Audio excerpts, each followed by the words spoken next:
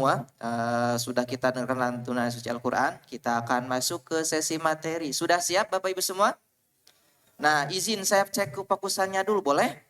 Nah, saya punya permainan kefokusan, biar fokus dulu ya, sebelum Kiai Haji Farhodin menyampaikan materinya. Baik Bapak Ibu semua, nah halo, kalau kata saya halo berarti jawabannya?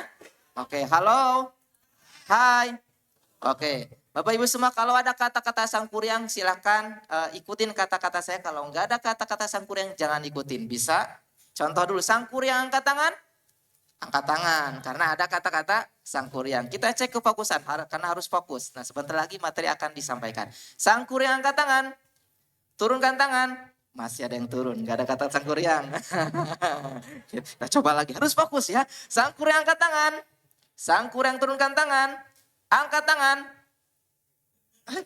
Masih ada Pak. Satu lagi Ustaz. Sangkuriang angkat tangan, sangkuriang turunkan tangan, angkat tangan. Alhamdulillah sudah fokus. Alhamdulillah, kepada Kiai Haji Farhodin kami persilahkan.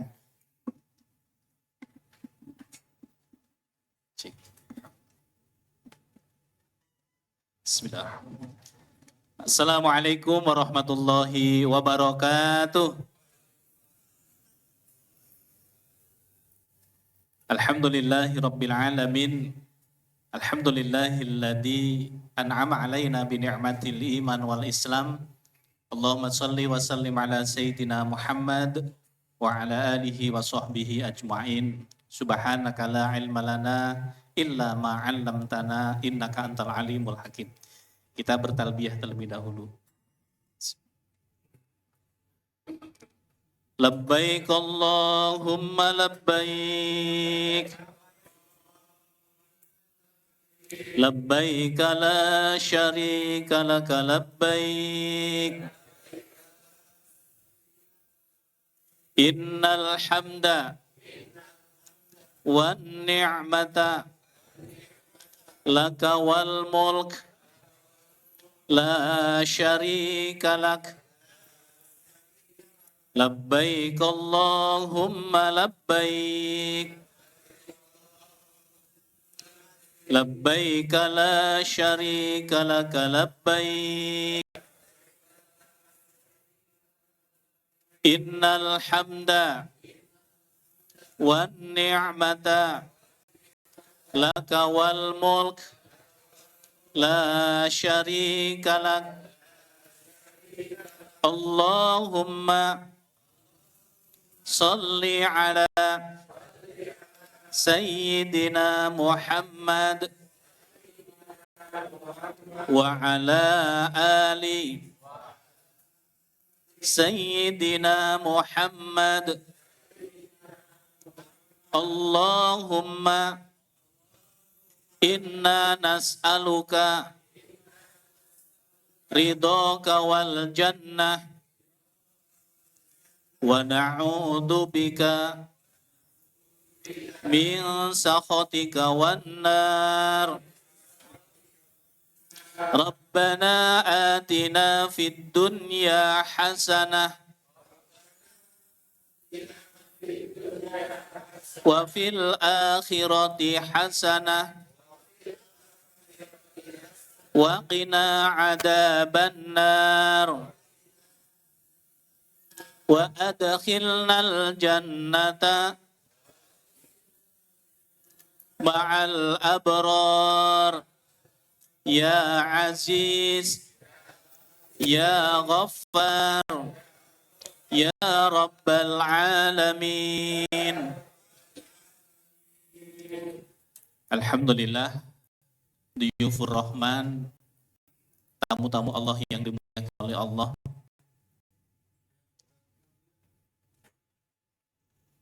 menyempurnakan ikhtiar, mengkaji ilmu bagaimana cara melaksanakan ibadah haji yang benar bagi kita hari ini adalah fardu ain.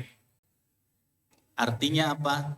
Setiap kita wajib mengkaji, mempelajari sampai tahu betul bagaimana cara melaksanakan ibadah haji yang benar. Karena kita akan melaksanakan melaksanakan ibadah haji. Insya Allah Darut Tauhid kita akan mengikuti haji tamattu.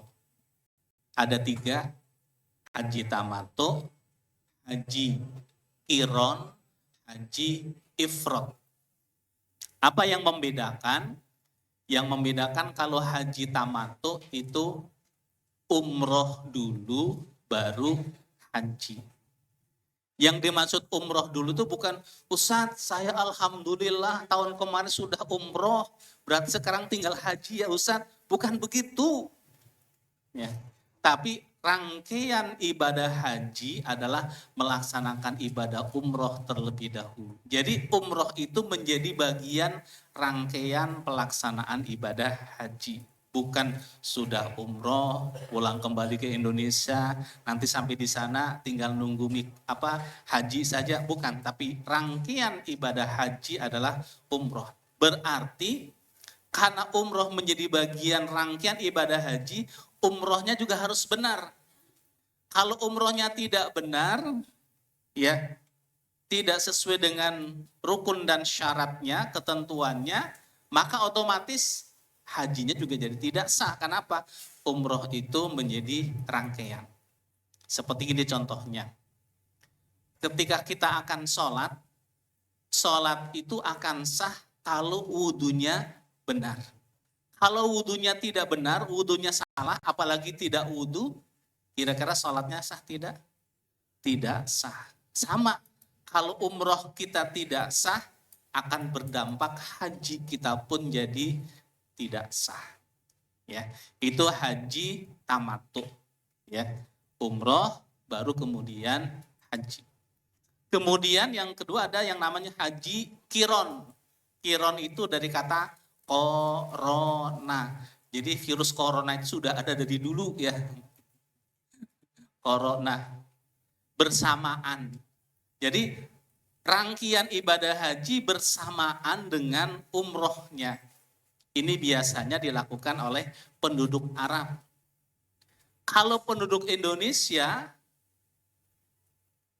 bisa tidak? Bisa, tetapi sangat berat. Jadi yang qiron dan ifrad bagi penduduk luar Arab itu sangat berat. Kenapa? Ketika kita berangkat, melewati daerah yang kita harus mikot. Kalau gelombang 2 adalah di Bir Ali, gelombang 2 itu di Kornul Manazil karena langsung ke Mekah. Kalau gelombang 1 itu di Bir Ali mengambil mikotnya. Taruh saja misalkan 5 hari setelah keberangkatan ini berangkat semuanya. Sampai haji berarti masih butuh waktu sekitar 15 hari lagi.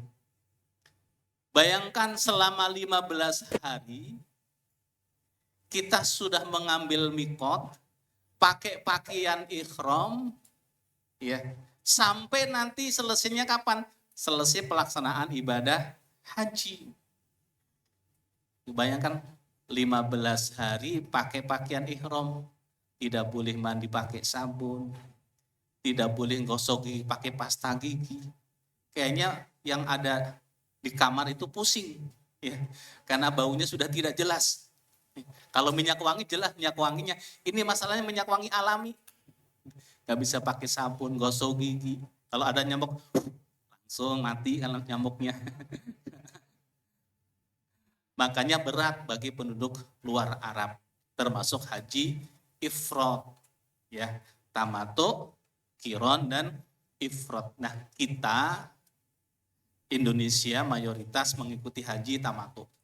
Dulu ada jamaah tahun 2004 ya, yang juga itu jamaah mandiri, karena mandiri dititipkan oleh kloter ke Darut Tauhid. Beliau mengambil haji ifrad. Jadi haji dulu baru umroh.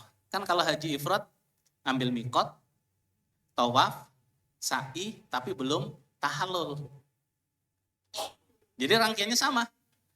Tawaf, sa'i, tapi belum tahallul. Karena belum tahallul berarti larangan-larangan ihram juga masih berlaku. Belum bisa buka ganti baju pakai pakaian biasa, tidak boleh. Efeknya apa? 5 kambing yang harus dipotong. Karena lihat teman-temannya pakai pakaian biasa, begitu masuk kamar mandi, tiba-tiba langsung aja refleks pakai baju biasa. Ketika, loh, Akang kan haji, astagfirullahaladzim, baru ganti baju, pakaian ihram lagi. Sering lupa dan banyak lupa. Ya. Nah, baik. Hari ini kita memulai akan bahas tentang umroh. Sebenarnya rangkaiannya simpel ya. Mikot, pergi Masjidil Haram, tawaf, sa'i, tahallul, selesai. Nah, manasik kita sempat seperti itu. Tentang umroh. Tapi kita kaji ilmunya. Haji adalah menyengaja memenuhi undangan Allah untuk mengunjungi Baitullah di Tanah Suci dengan melaksanakan ibadah tertentu. Bin niyatil haji. Dengan niat haji. Karena walaupun sama-sama mengunjungi Baitullah, tapi kalau tidak niat haji, tidak dicatat sebagai orang yang melaksanakan ibadah haji. Salah satu niat yang dicontohkan oleh Rasulullah, dilafalkan, adalah niat haji. Niat yang lainnya, sholat misalkan saja. Ada yang melafalkan usolli fardud duhri arba'a roka'atin mustaqbilal kiblati adaan ma'muman lillahi ta'ala. Apakah Rasulullah melafalkan niat itu? Tidak. Para sahabat ya melafalkan? Tidak.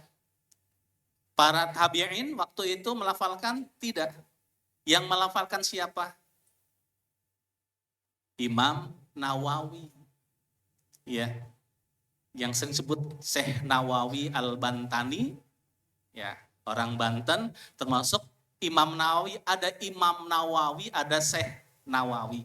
Kalau Syekh Nawawi itu adalah Al-Bantani, disebut dengan Syekh Nawawi Al-Bantani. Kalau Imam Nawawi adalah imam, masuk dalam kategori tabi'in dan seterusnya. Nah, beliau berijtihad, sumbernya ijtihad. Nah, kalau kita tanya, mana hadisnya tentang melafalkan niat sholat? Nggak ada hadisnya. Kenapa? Rasulullah tidak melafalkan niat.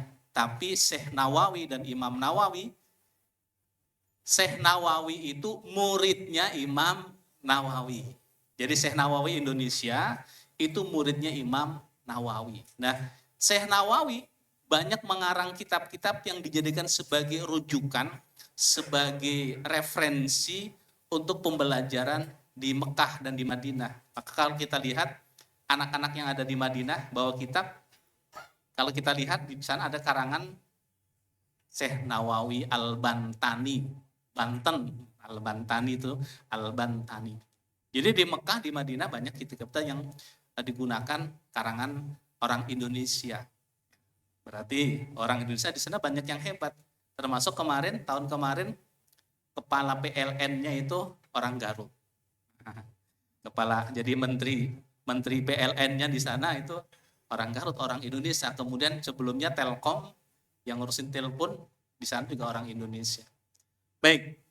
Jadi niat, kalau haji melafalkan niat itu bagian yang dicontohkan oleh Rasulullah. Kalau yang nawaitul hajjah itu adalah bahasanya Syekh Nawawi, Imam Nawawi. Tapi kalau labbaik Allahumma hajjan itu adalah yang hadis dari Rasulullah. Makanya ada dua kan, biasanya sebagian golongan tertentu dua mengucapkan labbaik Allahumma hajjan dan nawaitul hajjah, ada niat haji. Kita pakai yang mana? Ya biasanya kalau dalam tauhid kita cukup satu, yaitu labbaik Allahumma hajjan. Tapi kalau kita mendengar tetangga kita nanti selain melafalkan nawaitul labbaik Allahumma hajjan juga ditambah dengan nawaitul hajjah, ya biarkan saja, apa-apa. Yang penting kita tahu dasarnya. Nah, saat haji itu dilafalkan, makanya nanti biasanya bersama-sama.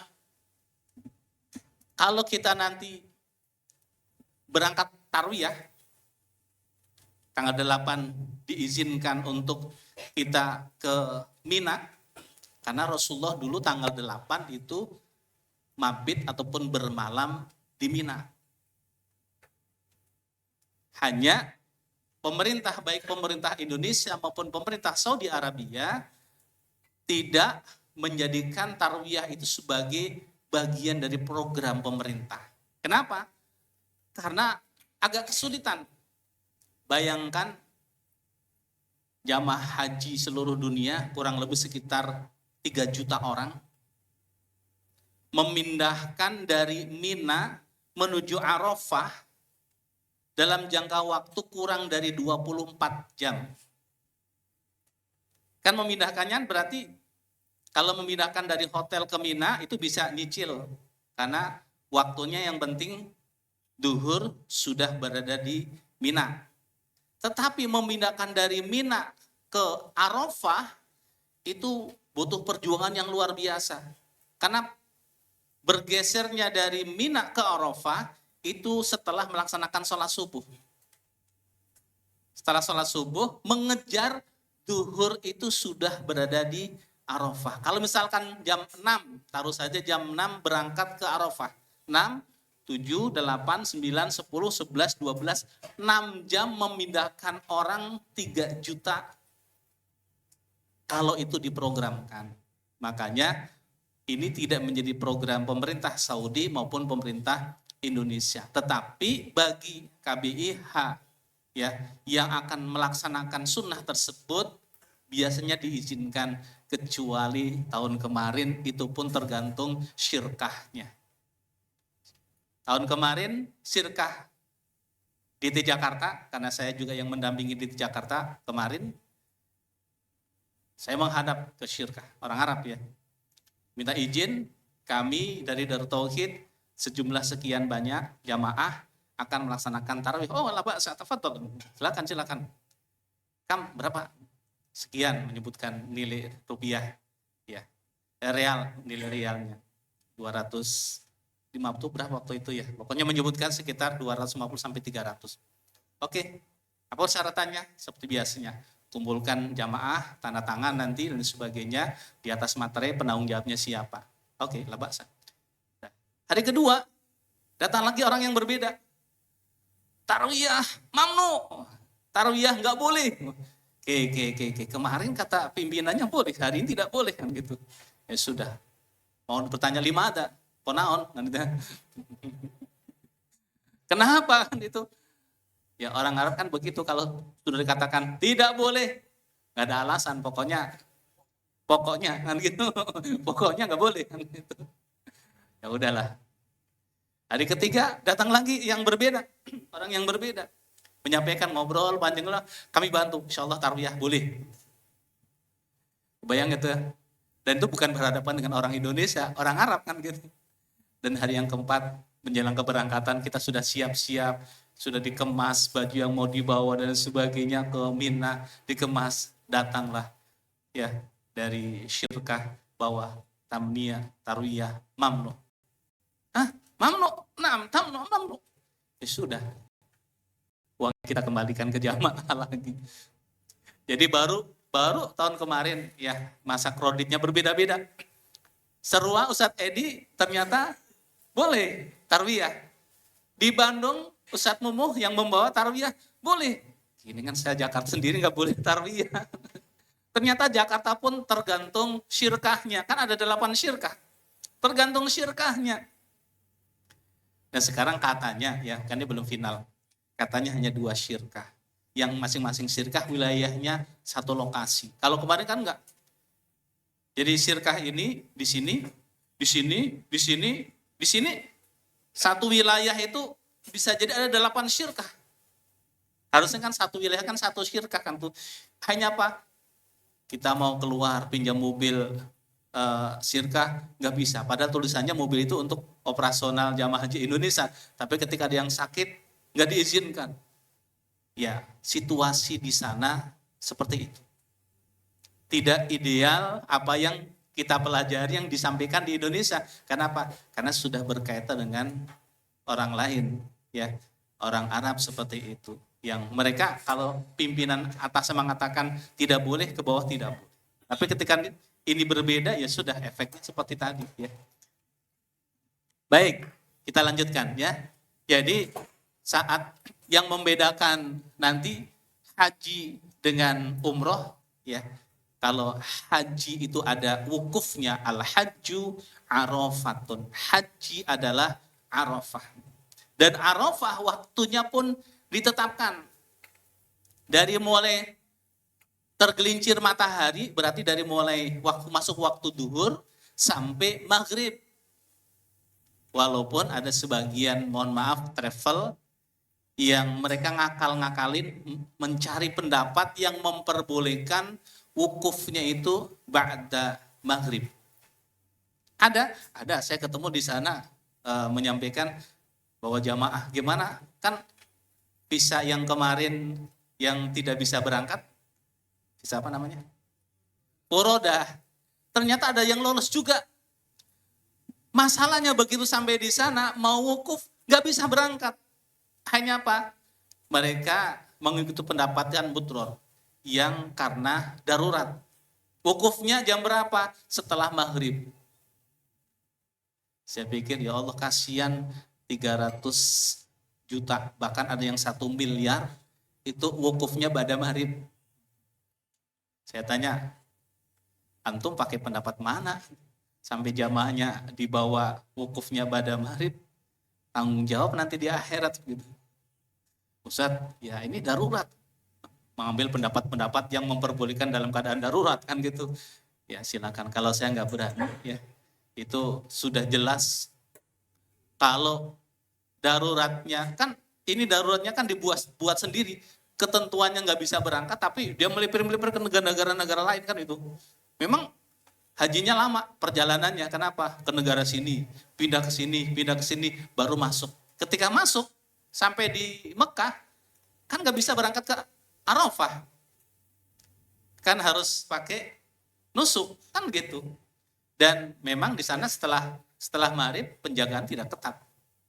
Jadi masih peluang masuknya. Dulu, tahun-tahun sebelumnya, kenapa ini nanti pelajaran untuk kita, dari mulai tahun sekarang, nusuk itu menjadi hal penting, kunci utama kita bisa masuk ke Mina, bisa masuk ke Arafah. Jadi gantung saja, bahkan sebelum hajian, kalau kita berangkat ke Masjidil Haram, itu di jalan tuh dicek. Memang kadang-kadang random ya, kalau misalkan saya mendampingi jamaah, random. Yang paling depan, lolos, langsung, ruh. Kadang-kadang begitu. Jadi apalagi kalau pakai sal yang sama sebenarnya memudahkan untuk mempercepat proses itu. Kebayang kita 186 orang gitu ya, satu persatu itu mau masuk masjid itu begitu. Tapi aturan begitu kita ikuti saja. Ya, yang penting kita punya nusuk. Dan sangat ketat, termasuk ketua kloter nggak punya nusuk nggak bisa kemana-mana. Itu ketua kloter, karena nusuknya belum sampai. Yang kemarin ketua kloter, pembimbing ibadah, kesehatan, hotelnya berbeda-beda, sampai dokter itu baru 7 hari setelah kita ada di Mekah, dokternya baru bisa ke Mekah. Kenapa? Nusuknya dokter belum datang, belum ada. Situasi begitu, jadi kita harus memahami kondisi yang di lapangan. Nah, alhamdulillah dengan adanya KBH sebenarnya sangat dibantu. Jamaah tinggal, Bapak Ibu silakan duduk dulu, kami akan menghadap, koordinasi dengan ketua kloter, dengan syirkah dan sebagainya, nanti hasilnya kita informasikan. Jadi lebih enak. Nah yang kasihan yang haji mandiri, bingung, kan begitu. Kenapa? Ya informasinya kan tidak mengalir, berbeda dengan kalau ikut bimbingan. Sehingga kemarin juga yang mandiri, ayolah masuk aja gabung dengan kami. Insya Allah, yang penting jangan minta gendong saja. Kalau minta gendong kami berat. Tapi kalau hanya masuk supaya informasinya sampai, mah enggak, silahkan kan gitu. Karena memang ternyata lebih enak ikut KBH daripada haji mandiri. Bagi yang di sana itu bingung kenapa? Ya informasinya kan tidak mengalir. Informasi boleh tidak boleh kemana dan sebagainya itu tidak semuanya mengalir. Ya, jalan.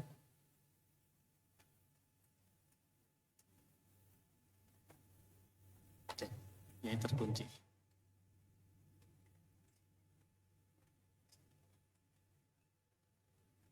Ya, baik. Rangkaian ibadah haji tadi sudah umroh dan wukuf. Ya, ini menjadi rangkaian. Umrohnya harus benar, sempurna, rukun dan syaratnya terpenuhi. Kemudian wukufnya, ya. Nanti di tanggal 9 Dzulhijjah kita berangkat ke Arafah. Kalau kita tarwiyah berarti malam tanggal 9 posisi kita ada di Mina. Tanggal 9, malam tanggal 9 Dzulhijjah, posisi kita kalau kita mengambil tarwiyah, maka kita berada di Mina. Di Mina, melaksanakan sholat 5 waktu. Duhur, asar, maghrib, isya, subuh. Itu yang dilakukan oleh Rasulullah SAW. Nah, keberangkatan ke Mina biasanya hanya tahun kemarin saja yang memang ada kredit ya. Tahun sekarang mudah-mudahan tidak ya. Kadang-kadang malam tanggal 8 kita sudah dijemput. Ini pengalaman-pengalamannya. Kenapa? Saya tanya, kenapa kok tanggal 8 sudah dijemput? Karena mobil busnya malam tanggal 9 itu sudah tidak diizinkan untuk mengangkut jamaah kecuali mengangkut jamaah ke Arafah. Udah nggak apa-apa. Berarti kita bermalam di Mina-nya itu 2 malam. Jadi malam tanggal 8 dan malam tanggal 9. Kebayang ya? Jadi harusnya pagi-pagi tanggal 8 kita baru pokoknya ngejar target duhur itu sudah berada di Mina. Sehingga diangkutnya pagi, jam 8, jam 9, jam 11 kita sudah ada di Mina. Harusnya begitu. Tapi beberapa tahun ini karena memang kondisi busnya juga terbatas, akhirnya apa?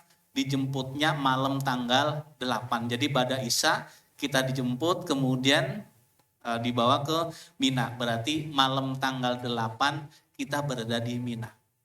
Yang selama ini yang akhir-akhir ini kalau dulu biasanya tanggal 8-nya pagi itu baru dijemput karena ngejar duhur ada di Mina. Tapi beberapa tahun ini mereka mengangkut kita seperti itu. Nah, berarti malam tanggal 8, malam tanggal 9, kemudian setelah melaksanakan sholat subuh, ya baru berangkat ke Arafah. Dapat sarapan tidak? Biasanya, karena ini sarapan kan include dengan biaya yang kita keluarkan untuk ke Mina, ngangkut ke Mina. Kok mahal sekali? Masalahnya ya kalau mereka mengatakan real, ya sudah segitu.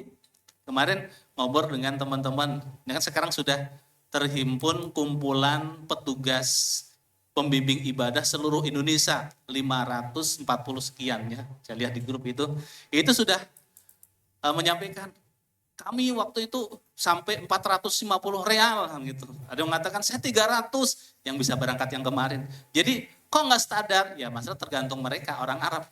Oke, saya bantu, saya antar ke Mina, tapi sekian real. Kan begitu. Dan itu tidak bisa ditawar. Sudah, kalau mau ayo, kalau nggak mau ya sudah. Ada yang mengatakan, Ustaz mahal amat ya, 300 real hanya dapat roti. Kan sarapannya jangan berharap, nanti sarapannya pakai nasi kebuli, ini, itu. Jangan berharap.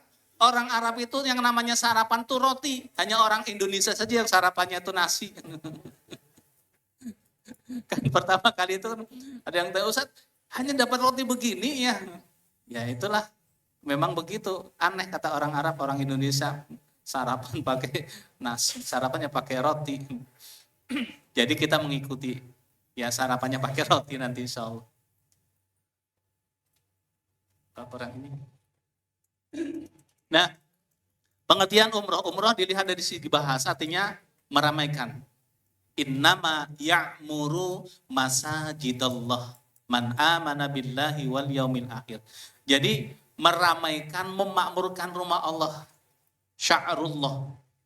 Dari mulai ya Masjidil Haram, Ka'bah, Multazam, Maqam Ibrahim, Hijr Ismail, Sofa dan Marwah. Jadi yang namanya umrah sebenarnya adalah memakmurkan ya Masjidil Haram yang di dalamnya ada Ka'bah dan sebagainya. Bukan meramaikan pasar kurma.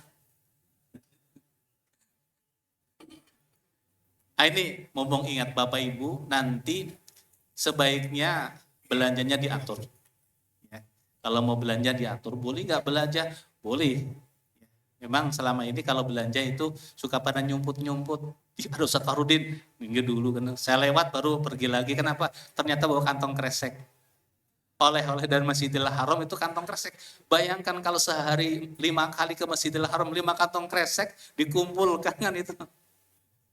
Nanti kita bantu pakai paket ya. Bisa dikirimkan sebelum rangkaian ibadah haji. Sehingga saat kita pulang ke Indonesia itu barangnya sudah sampai.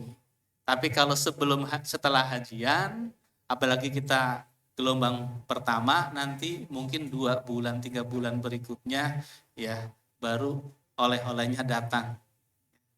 Jadi nanti diaturlah, nanti di sana insya Allah dijelaskan bagaimana ya kan kita ingin membeli sesuatu yang ada kenang-kenangan khusus. Oh ini saat melaksanakan ibadah haji, walaupun di Tanah Abang banyak sekali kan gitu ya. Kita tinggal milih kan begitu. Nanti mana yang di Tanah Abang ya, nanti ditahan, dikirim ke rumah saudara. Nanti pas kita pulang baru diambil, ini oleh-olehnya kan itu. Hah, ibu 1 mobil oleh-olehnya. Iya, kenapa? Dikirimnya sudah lama kan itu. Baru diambil. Jadi diatur. Nah, apa yang membedakan sholat dengan umroh? 1, ini penting, sholat bacaannya itu. Al-Fatihah nggak bisa diganti dengan yang lainnya. Ya. Ketika sholat tidak baca surat Al-Fatihah, la sholata liman lam taqra bi Fatihatil kitab. Kata Rasulullah, tidak sah sholat seseorang yang tidak membaca suratul Fatihah. Tapi kalau umroh bacaannya bebas. Ya. Silakan. Kalau hafalnya doa Rabbana atina fid dunya hasanah, apapun yang dilakukan, yang dibaca Rabbana atina fid dunya hasanah, sah tidak? Sah. Tapi kata malaikat, ini kajida amat, jauh-jauh dari Indonesia, hanya Rabbana saja. Baca Rabbana saja. Padahal kan bacaannya kalau sholat harus pakai bahasa Arab. Tapi kalau umroh, tawaf, itu boleh pakai bahasa kita. Orang Jawa mengatakan, duh Gusti, kulo nyuwun pangapunten sedo kelepatan kulo. Kan gitu. Boleh nggak itu pakai bahasa Jawa? Boleh.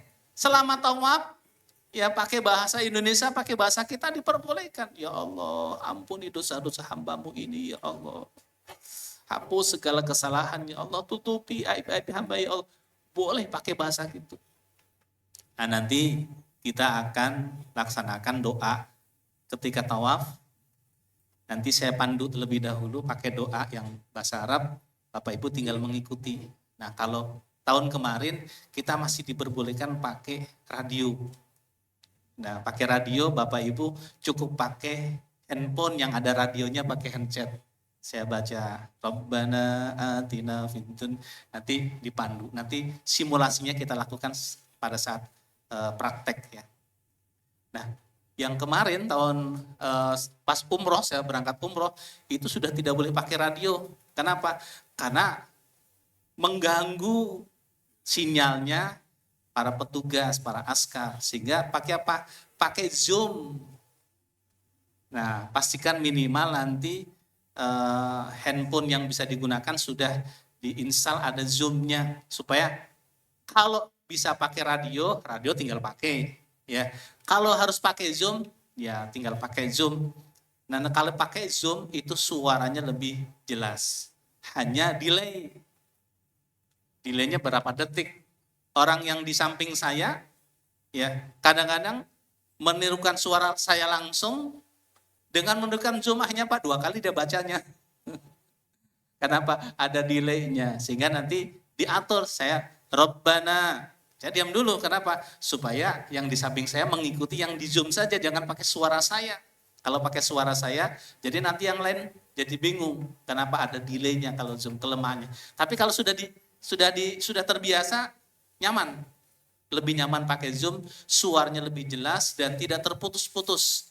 Kenapa? Antara operatornya dengan jamaahnya kan berdekatan.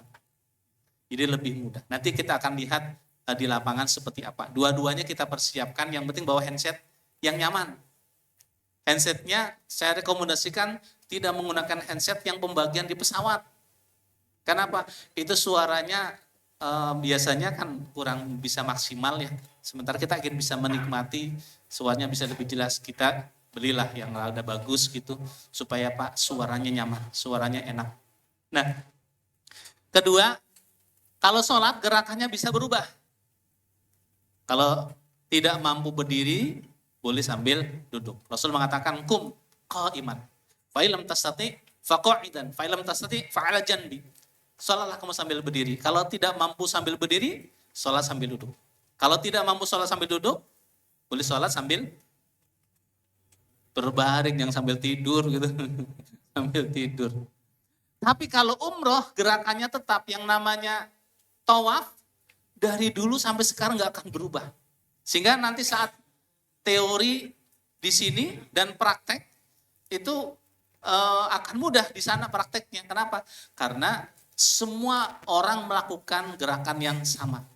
Yang berbeda biasanya adalah ketika di Hajar Aswad, ada orang yang di Hajar Aswad istilamnya itu berulang-ulang.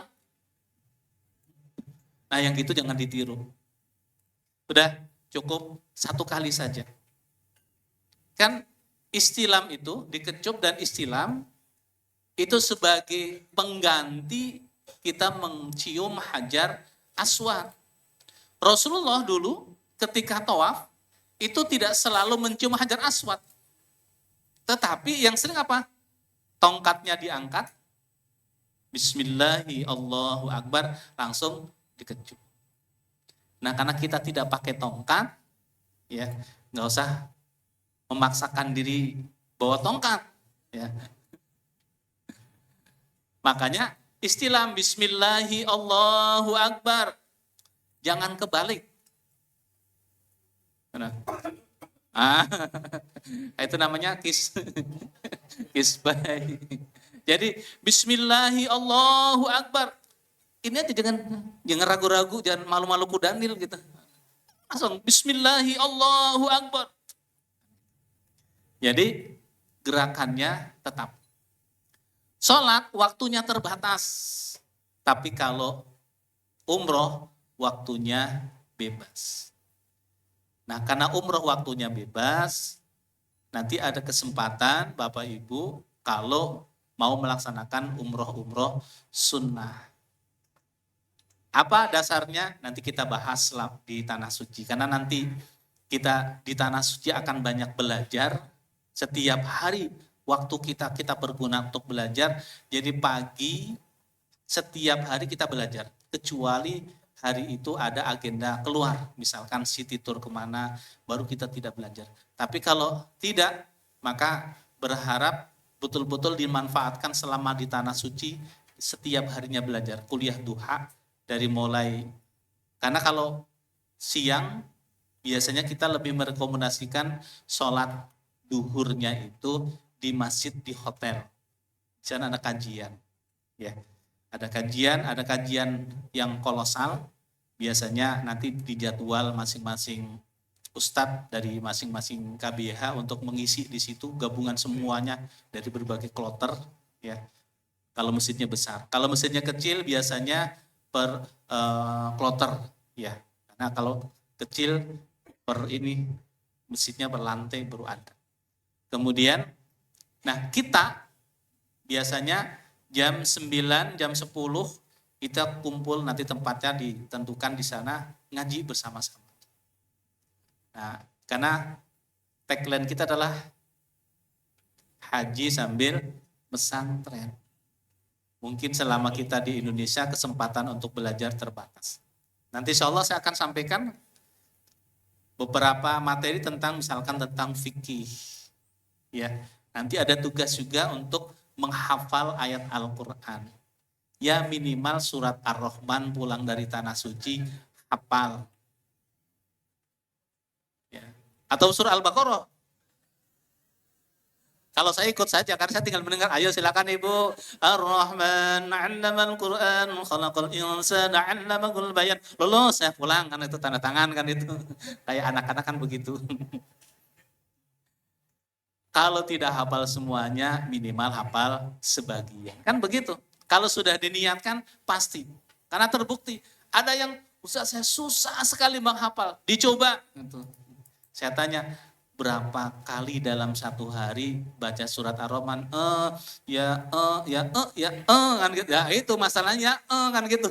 Jadi nggak nambah-nambah. Pokoknya coba. Setiap habis sholat, diulang-ulang. Nanti metodenya banyak. Salah satu yang efektif untuk seusia kita adalah metode tikror, diulang-ulang. Amma tasa'alun, amma tasa'alun, amma tasa'alun, anin nabail adim, amma tasa'alun, nabail adim.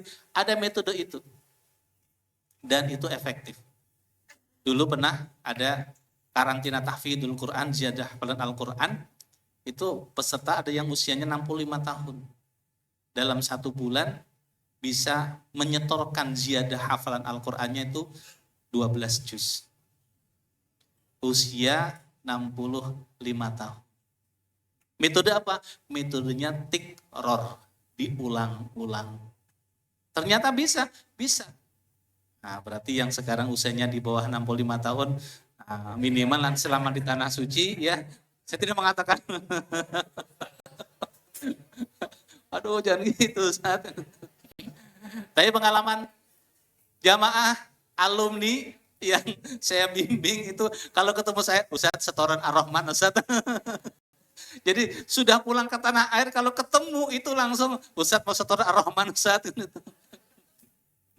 Ini lagi di undangan mau setoran Ar-Rahman. Saking sering ditagih, ayo setor hafalan Ar-Rahman, diulang-ulang. Ya minimal tahun kemarin itu ada yang 15 ayat.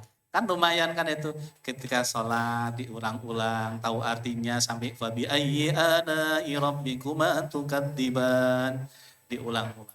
Yang belum lancar ngajinya, nanti kita satu kelompok, bikin kelompok yang belum lancar ngajinya. Nanti kita pilih dari jamaah yang ngajinya sudah bagus, tolong didampingi. Ladang amal, jadi nanti bukan saya sendiri, tapi nanti dari ibu-ibu siapa yang ngajinya sudah bagus, nanti diberi tanggung jawab untuk mendampingi yang ngajinya masih pratahsin. Jadi yang tahsin mendampingi yang pratahsin, yang sudah tahsin nanti didampingi oleh yang sudah masuk ke tahfidz. Intinya adalah selama di tanah suci kita akan banyak belajar. Kemudian sholat tidak ada halangan. Ya, tapi kalau umroh bagi yang mampu. Kemudian sholat tidak boleh ditangguhkan, apalagi diwakilkan. Sementara umroh boleh ditangguhkan dan boleh diwakilkan. Gak bisa bapak misalkan, nak mau kemana nak? Mau ke masjid. Tolong ya, nanti sholat duhurnya 8 rakaat. Oh kok 8 rakaat pak?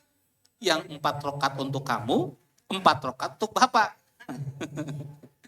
Tidak bisa. Tapi kalau umroh itu boleh dibadalkan. Makanya nanti ya ini berbeda pendapat, tetapi kita mengambil manfaat mumpung berada di tanah suci, kita mengambil pendapat yang diperbolehkan. Nanti saya jelaskan hukmu tikrarul umrati, hukum mengulang-ulangi umrah ya fi sanatin wahidin, dalam waktu yang sama, di tahun yang sama. Nanti saya jelaskan di sana ya. Jadi memang saya akan sampaikan di sini icip-icip saja supaya penasaran pingin segera berangkat, sok berangkat sekarang. Icip-icip saja, kenapa? Banyak ilmu yang insya Allah akan kita dapatkan selama di tanah suci dari belajar tentang fikih. Nanti bagaimana kita menyikapi perbedaan-perbedaan dalam masalah fikih kita jelaskan. Jadi nanti Bapak Ibu, penjelasan-penjelasan ikhtilaf perbedaan ini tetap kita ada patokannya. Darut Tauhid pakai yang mana? Pengalaman kemarin waktu saya dengan Percikan Iman, Pak Aam. Pak Aam membawa yang plus, kemudian Ustadz Ihsan itu bawa yang reguler. Kemudian diskusi tentang, Ustadz, ini kelihatannya antara PI dengan DT ada perbedaan fikihnya. Boleh kita diskusi? Ayo Ustadz, diskusi. Langsung saya buka Maktabah Samilah. Maktabah Samilah itu kitab yang berbahasa Arab semuanya. Ustadz, ini rujukan Darut Tauhid, kitabnya ini, hadisnya ini, pendapat ulamanya ini. Boleh Ustadz mengambil pendapat yang mana? Nanti kita sampaikan kepada jamaah. Kalau saya mengambil ini. Baik, untuk kemaslahatan, kira-kira kita mengambil yang mana? Ini diskusinya sudah diskusi bahsul kutub dan bahsul masail. Ternyata kayaknya beliau, saat izin saya kontak Pak Am. Kontak, kemudian kata Pak Am, sudah ikut Darut Tauhid saja. Saya sepakat dengan Ustaz Farudin. Alhamdulillah. Jadi diskusi di sini akan begitu. Kenapa? Menghadapi perbedaan-perbedaan. Nanti ketika ketemu dengan orang lain, kok berbeda? Yang penting kita tahu rujukannya, tahu referensinya, tahu dasarnya. Kalau perbedaan pasti akan ada. Kalau misalkan personal ada perbedaan jamaah kita, ini berharap jangan kemudian mengajak yang lain untuk mengikuti pendapat dia. Misalkan ada pendapat yang mengatakan bahwa tawaf wada ya itu tidak wajib. Ada dasarnya, tapi Darut Tauhid mengikuti pendapat yang tawaf wada termasuk bagian wajib haji ataupun wajib umroh. Kita sampaikan, pertama, ini hadisnya kuat. Yang kedua adalah tidak semua jamaah haji ini kemungkinan nanti bisa berangkat lagi untuk melaksanakan ibadah haji, ibadah umroh, apalagi haji. Karena sekarang aturannya adalah hari ini Bapak Ibu berangkat haji, 18 tahun yang akan datang baru bisa daftar. Itu baru bisa daftar, bukan baru berangkat. Baru bisa daftar, linknya, sekuatnya baru dibuka itu 18 tahun yang akan datang. Setelah itu nunggu lagi 26 tahun.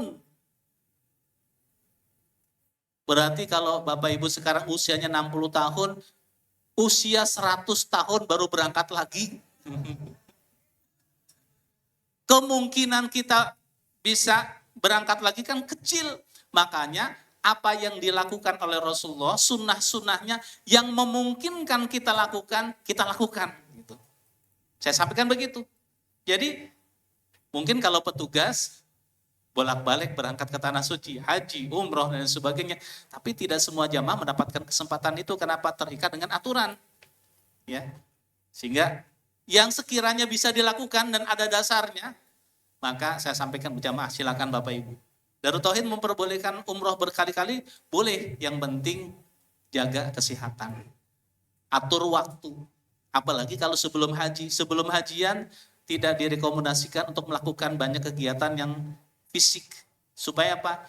Kita persiapan untuk ibadah utama kita, yaitu melaksanakan ibadah haji. Setelah hajian, nanti diatur. Makanya kan kita ke Taif, kemana-mana, nanti kita atur waktunya. Supaya apa? Supaya kita bisa maksimal dalam beribadah. Jadi tidak boleh dibadalkan kalau sholat. Kemudian sholat lebih baik berjamaah. Tapi kalau umroh lebih baik sendirian. Nah ini, wow, gimana umroh sendirian? Maksudnya begini, ketika kita melaksanakan ibadah umroh, rangkaiannya bersama-sama.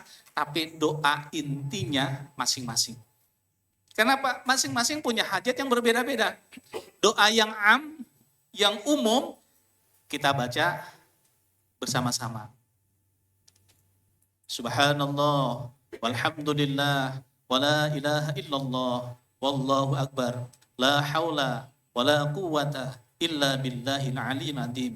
Allahumma inna nas'aluka imanan bika wa tasdiqan bi kitabika wa afan bi ahdika wa ittiba'an li sunnati Nabi sallallahu alaihi wasallam. Itu putaran pertama.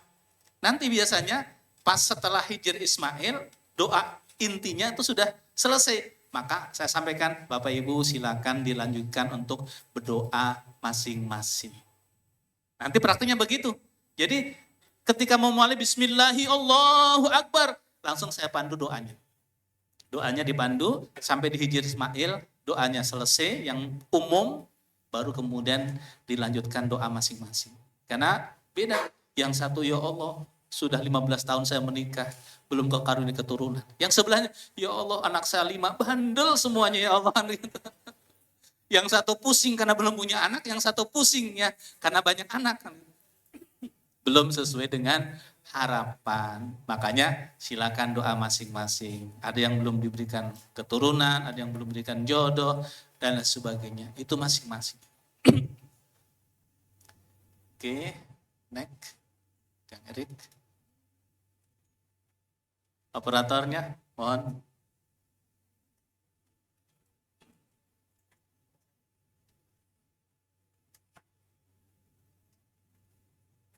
Kang, bantu. Ya. Boleh standby operator.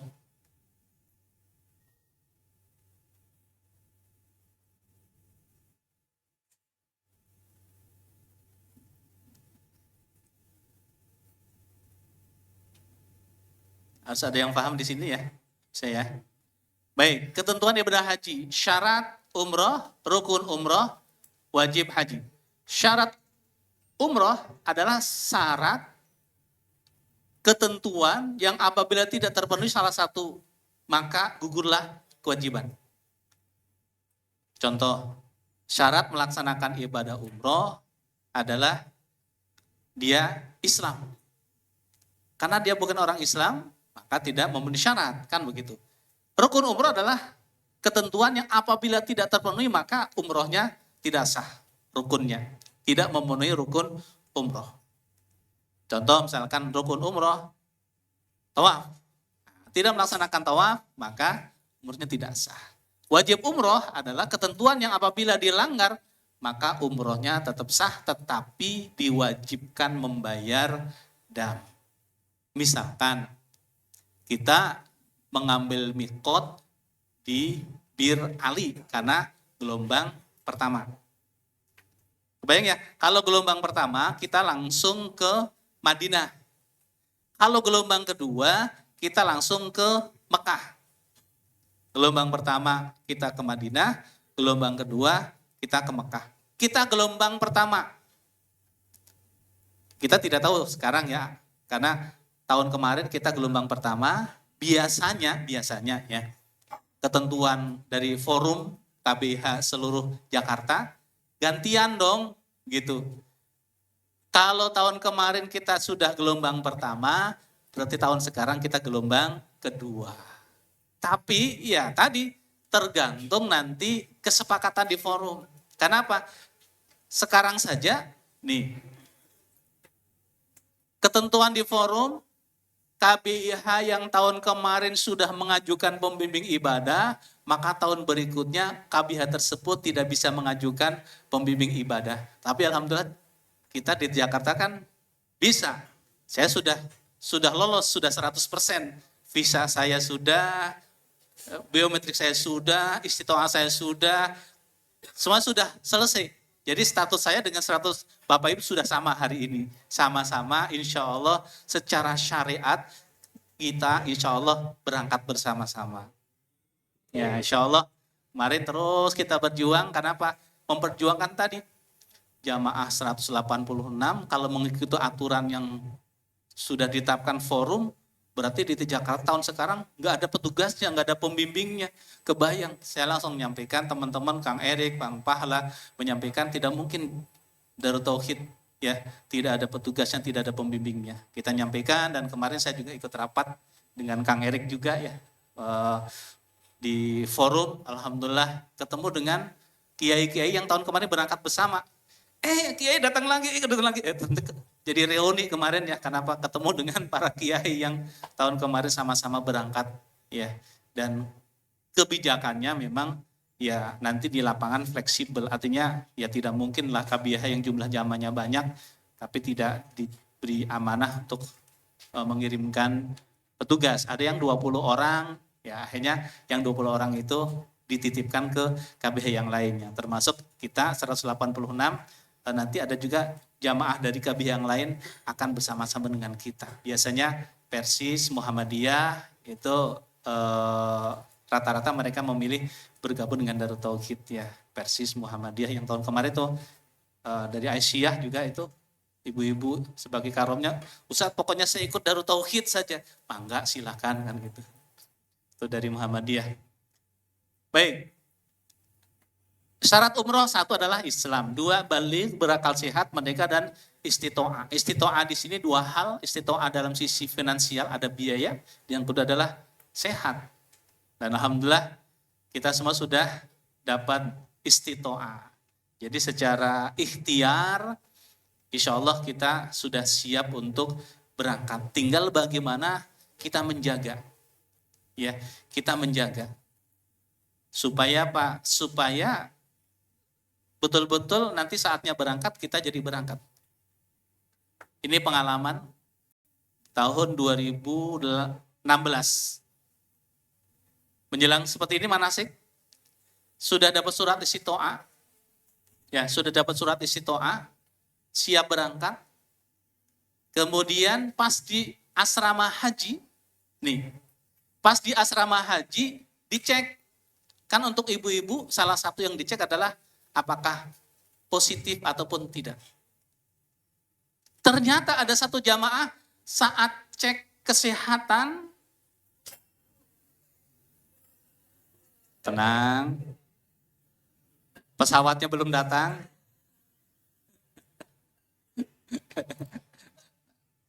Emang waktunya istirahat. Ya, kalau Bapak Ibu kan berangkat dari rumah kan mungkin jam 6 ya. Saya jam 3 sudah dari rumah. Karena dari Bandung. Dari Bandung. Kemarin juga rapat di sini karena Wayana, karena dituliskan Jakarta, rapat di Jakarta, saya juga berangkat dari Bandung jam 3. Kenapa? Rapatnya pagi-pagi. Ya, niat khidmat saja. Kalau saya sudah di tanah suci, niat khidmat ya sudah. Waktu yang saya ada, saya gunakan untuk khidmat bersama Bapak Ibu sekalian. Udah pol aja gitu. Tugas di kantor, ya paling kirim tanda tangan, pakai tanda tangan elektrik, sudah jalan lagi. Kenapa? Niatnya khidmat. Jadi insya Allah saya berangkat untuk khidmat terhadap para tamu Allah. Nah, berharap nanti yang jadi karu, ayo kita juga khidmat. Kenapa semangat khidmat? Karena kalau saya menjadi jalan satu orang hajinya mabrur, ibadahnya diterima oleh Allah, maka saya akan mendapatkan satu pahala. 186 orang syariatnya saya bimbing, ibadahnya diterima oleh Allah, ibadah-ibadahnya diterima oleh Allah, saya dapat pahala 186. Para karom, nanti 10 orang didampingi, ya berarti ada pahala 10 orang. Karu, bukan karunya ya, karunya itu kasihan bahasa Sunda. Karu pun begitu. Nah, kita yang tidak jadi karon, tidak jadi karu, tidak jadi petugas, apa yang bisa kita lakukan, kita lakukan. Kebersamaan haji ini ya, harapannya nanti bisa menjadi jalan kita berkumpul di surga. Kan begitu. Kumpul kita bersama-sama, maka saling bahu-membahu, saling membantu, dan lain sebagainya. Jadi jangan sampai yang penting saya selamat, yang penting saya sehat, yang penting saya bisa makan. Jangan. Kita lihat teman kita. Makanya biasanya nanti kita biasakan pas makan bareng, ini di sana, kita gelar tikar di depan kamar, memanjang. Silahkan yang bawa makanan dikeluarkan, jangan disimpan. Aneh, bawa makanan sampai bisa tidak dimakan, dibawa pulang ke Indonesia lagi untuk oleh-oleh. Ternyata oleh-oleh adalah abon bawaan dari Indonesia kan itu. Sudah dikeluarkan saja, kita makan bareng-bareng situ. Jadi kalau yang tidak bawa ikut makan, kekeluargaan kita bangun di sana. Terus kita makan bersama-sama. Pokoknya jadi keluarga besar. 186 ini menjadi keluarga kita. Bagaimana caranya? Kebersamaan seperti itu. Nah, istitoah. Kemudian rukun umroh, ikhram. Niat ikhram. Nanti kalau kita gelombang pertama berarti niatnya di Bir Ali. Ya. Kalau kita gelombang kedua, niatnya di Qornul Manazil. Qornul Manazil itu di pesawat. Ya. Boleh mikot di atas pesawat tidak? Nggak boleh. Kalau di dalam pesawat boleh. Izin keluar dari pesawat mau mikot. Dan nanti diinformasikan. Setengah jam sebelum melewati Qornul Manazil akan diinformasikan kepada seluruh penumpang. Insya Allah 30 menit ke depan kita akan melintasi daerah qur'ul manazil. Dipersilakan bagi yang akan melaksanakan umroh ataupun yang akan mikot untuk mempersiapkan diri. Nanti begitu melewati qur'ul manazil, langsung silakan. Alhamdulillah saat sekarang ini kita sedang berada di atas qur'ul manazil, dipersilakan untuk berniat umroh.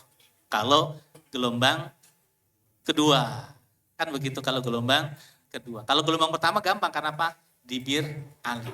Nah saat itu biasanya kita semuanya saling mengingatkan untuk membangunkan yang ada di sampingnya. Supaya apa?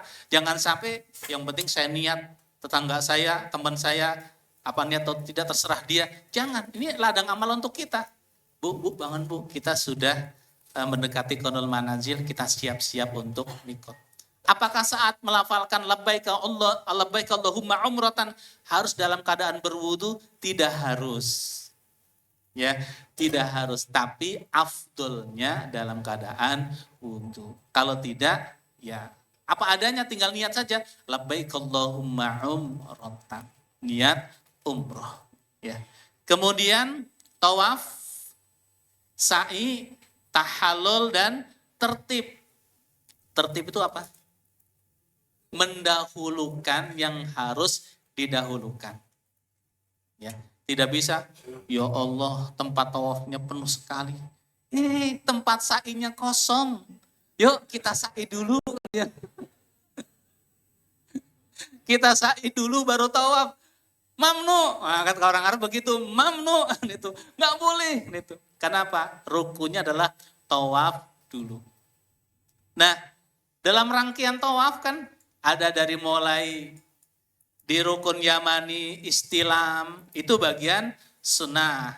Dari rukun Yamani ke Hajar Aswad baca doa Rabbana atina fid dunya hasanah dan seterusnya, itu juga sunnah. Sunnahnya baca Rabbana atina fid dunya hasanah. Gitu. Dari mulai rukun Yamani ke Hajar Aswad. Boleh nggak baca doa yang lainnya? Boleh, tapi sunnahnya baca Rabbana atina fid dunya hasanah. Nah, kalau dalam keadaan padat biasanya membaca Rabbana atina fid dunya hasanah wa fil akhirati hasanah wa qina adzabannar wa adkhilnal jannata ma'al abrar ya aziz ya ghafar ya rabbal alamin, itu baru setengahnya itu bisa dipakai untuk membaca doa yang lainnya, doa masing-masing. Tapi Rabbana atina fid dunya hasanah jangan ditinggalkan. Kenapa? Itu bagian daripada sunnah. Kemudian tawaf selesai. Ingat, istilamnya berapa kali?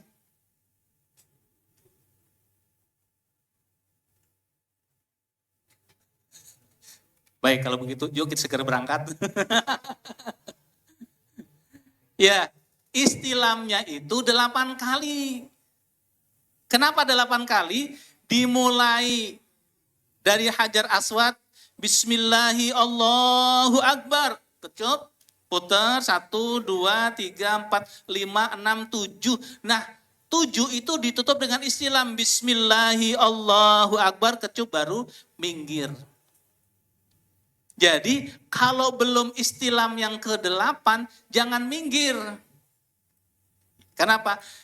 Dimulai dari Hajar Aswad, diakhiri di Hajar Aswad, ditutupnya dengan istilam yang ke-8. Maka istilamnya 8 kali.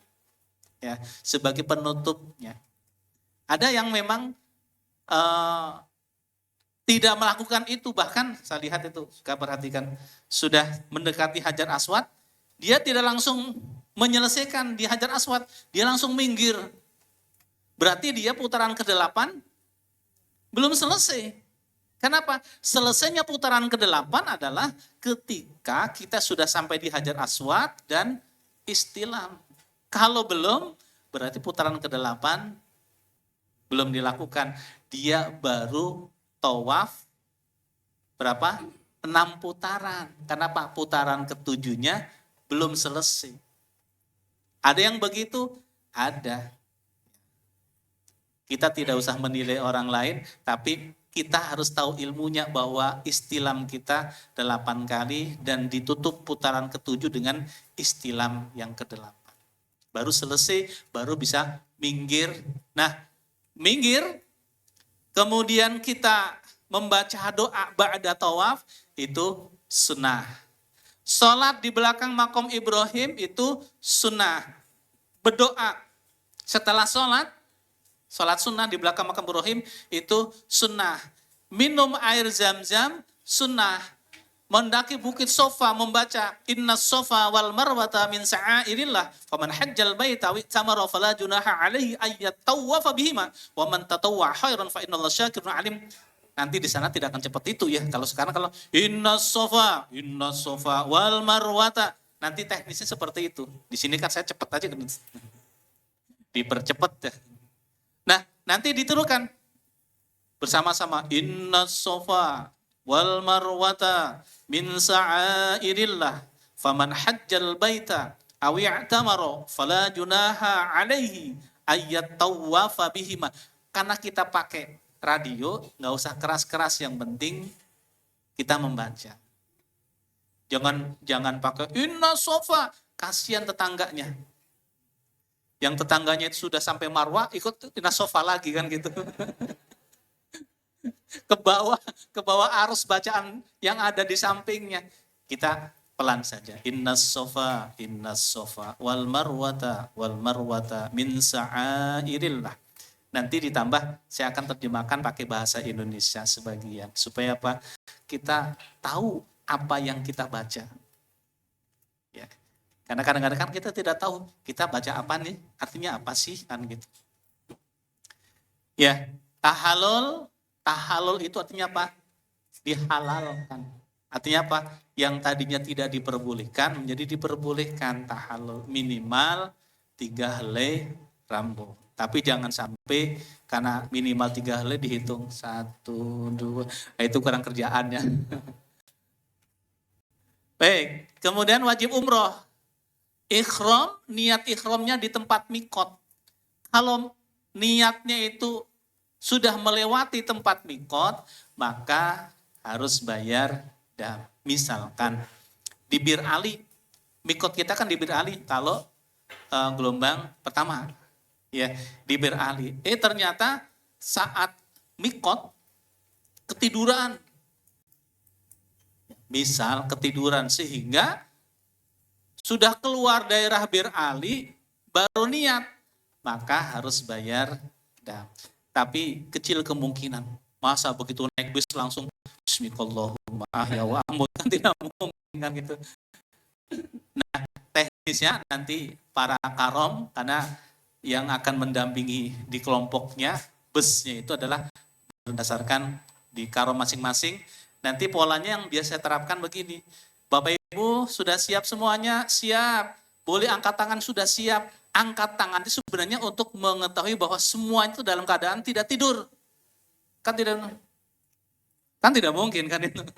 Jadi boleh angkat tangan yang sudah siap, angkat tangan. Nah, angkat tangan itu sesungguhnya adalah untuk mengetahui semua yang ada dalam bus itu semua dalam keadaan siap untuk niat umroh. Gitu. Jadi bukan yang sekedar angkat tangan sesungguhnya, tapi untuk ngecek semuanya siap. Nah, kemudian meninggalkan yang dilarang dalam ihram, larangan ihram. Ketiga, melaksanakan tawaf wada. Kita mengambil pendapat yang rojih lebih kuat, landasan hadisnya dan sebagainya, yang tawaf wada itu menjadi bagian wajib umroh. Ya, kalau haji berarti wajib haji. Walaupun ada yang berpendapat boleh, ulama yang memperbolehkan tidak melaksanakan tawaf wada ataupun tawaf wada itu tidak menjadi wajib tapi sunnah muakkadah. Efeknya tahun kemarin ada dari KBH yang lainnya yang jamaahnya beliau tidak melaksanakan tawaf wada. Kenapa? Karena ya itu kan sunnah. Saya sampaikan, oke lah, kalau itu menurut antum itu adalah sunnah, pertanyaan adalah apakah ada kemungkinan kita bisa melaksanakan ibadah haji ataupun umroh kembali ataupun tidak. Kan kita tidak tahu. Kalau saya lebih memaksakan mengikuti pendapat yang rojih, yang lebih kuat, ya, yang kemudian prinsipnya adalah belum tentu saya bisa kembali lagi ke tanah suci. Jadi setiap ada sesuatu yang membuat kita pingin yang longgar, kan yang lain berangkat ke Masjidil Haram, tawaf, dia enak di hotel. Itu kan longgar, pengikut pendapat yang longgar, yang pendapat yang bukan wajib, tapi pendapat yang sunnah. Ya, efeknya apa? Ya, sebagian ada yang tidak melaksanakan tawaf wada dan tidak ke Masjidil Haram. Sampaikan kalau Darut Tauhid, insya Allah kita semuanya mengikuti pendapat yang rojih, yaitu tawaf wada bagian daripada wajiban, wajib haji, wajib umroh, sehingga kita akan lakukan, toh kita lakukannya bersama-sama. Tapi saya kondisinya terbatas. Di sana sudah ada mobil golf, ada motor, macam-macam, udah tinggal nanti lantai ke lantai 3, itu sudah. Kalau punya uang yang agak banyak, pakai mobil yang bawa sendiri. Kalau memang anggaran saya hanya sekian real, satu mobil yang isinya 6 orang. Bareng-bareng. Dan jalannya tentu saja tidak ngebut. Kalau ngebut itu selesai kan gitu. Pelan, kan apa? Di sana kan baca doa, dipandu doa. Ya. Oke. Oh, siap. Nah, ini macam-macam mikot. Ada mikot makani, mikot zamani. Batas tempat untuk memulai ihram, itu namanya mikot. Tempatnya ada Dzulhulaifah, Bir Ali, Zuhfah, Yalamlam, Qonul Manazil, Jatu Erkin, tempat lain yang sejajar. Kan termasuk di Tanim dan Ji'ronah, itu bagian tempat mikot. Ya. Nanti kita ketika city tour, biasanya kita mengambil mikotnya di Ji'ronah. Tergantung city tournya. Kemudian kalau kita ke Taif, mengambil mikotnya di mana? Qonul Manazil. Jadi Qonul Manazil yang selama ini kita dengar, sebenarnya itu adalah nama tempat, nama masjid, nama daerah. Masjidnya besar sekali. Insya Allah mudah-mudahan nanti kita akan datang ke tempat tersebut. Jadi sekarang sudah diperbolehkan. Kalau dulu nggak boleh. Sekarang sudah diperbolehkan. Jadi banyak tempat-tempat yang dulu tidak boleh dikunjungi, sekarang sudah diperbolehkan dikunjungi. Ya, nanti biasanya setelah hajian. Oke, sedikit lagi, ini mikot zamani, batas waktu untuk memulai berikhram. Ini bukan karena saya bergerak ya, bukan ya? Oh, Iren, saya rasa tidak bergerak, itu bergerak. Kemudian haji berarti mulai dari 1 Syawal sampai dengan terbit fajar 10 Dzulhijjah. Jadi boleh, makanya biasanya ada orang yang Ramadan berangkat, kemudian setelah Lebaran nggak pulang lagi ke Indonesia. Nanti haji, itu namanya haji nyumput. Yang itu dikejar-kejar sama askar. Saya tidak merekomendasikan ya, tidak merekomendasikan. Masa mau ibadah tuh kejar-kejar sama askar? Kenapa? Ya kalau ketahuan dideportase, dipulangkan ke Indonesia. Ya mendingan kita luruskan niat, nanti Allah akan berikan jalan. Jadi jangan, saya tidak merekomendasikan, karena cerita teman-teman yang umroh bulan Ramadan, setelah Ramadan nggak pulang, nyewa hotel di sana, nanti pada saat hajian itu keluar.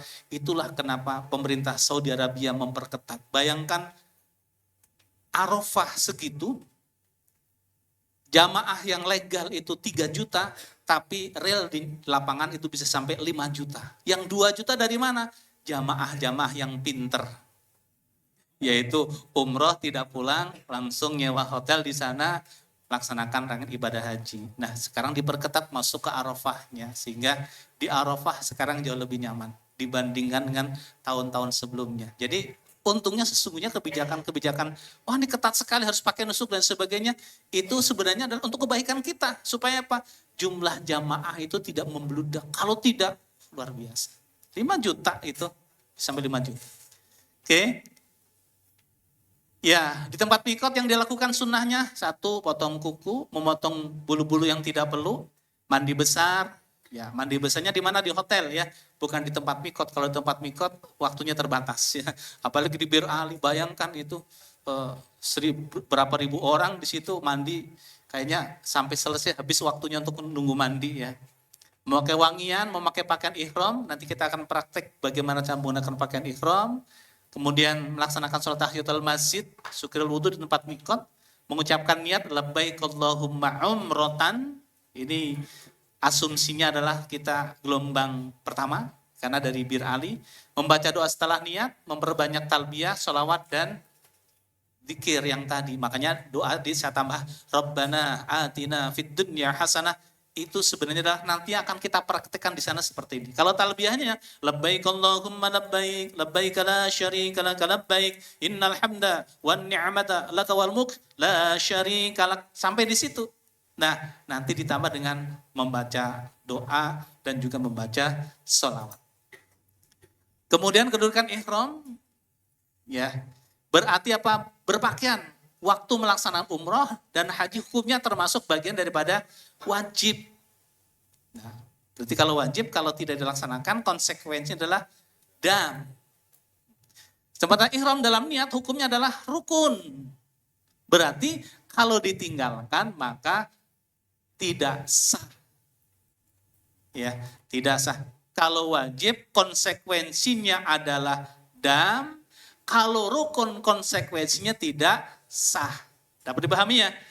Wajib umroh kalau tidak dilakukan konsekuensinya supaya ibadah umrohnya sah maka harus bayar dam. Tapi kalau rukun tidak dikerjakan konsekuensinya adalah ibadah umrohnya tidak sah. Contoh, rukun umroh adalah tawaf. Dia tidak tawaf maka tidak bisa digantikan dengan dam. Gitu. Tawaf wada itu wajib umroh. Kalau tidak dilaksanakan umrohnya tetap sah. Tapi harus membayar dam. Itu yang membedakan wajib dengan rukun. Kalau wajib konsekuensinya supaya sah maka dengan dam. Tapi kalau rukun ya konsekuensinya apa? Diulang lagi.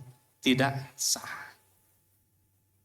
Ketentuan pakaian ihram bagi laki-laki 2 helai, bagi perempuan ya yang menutup seluruh tubuh kecuali muka dan telapak tangan. Makanya tidak boleh pakai sarung tangan. Bagaimana dalam keadaan COVID kemarin, saat COVID ada rukhsah yang memang dikeluarkan oleh pemerintah Saudi Arabia. Ya, itu diperbolehkan. Jadi pakainya begini, laki-laki. Larangan berihram bagi laki-laki mau pakaian biasa, pakai sepatu yang menutup mata kaki dan menutup kepala. Ini yang tidak diperbolehkan. Untuk perempuan memakai kaos tangan dan menutup muka. Nanti kita lanjutkan setelah istirahat. Langsung direview dari mulai mengambil mikot, masuk Masjidil Haram, kemudian tawaf, sa'i, tahallul, selesai. Baru lanjut kepada materi yang hajinya insya Allah. Terima kasih Bapak Ibu yang baik. Kita istirahat sejenak untuk kopi break. Assalamualaikum warahmatullahi wabarakatuh.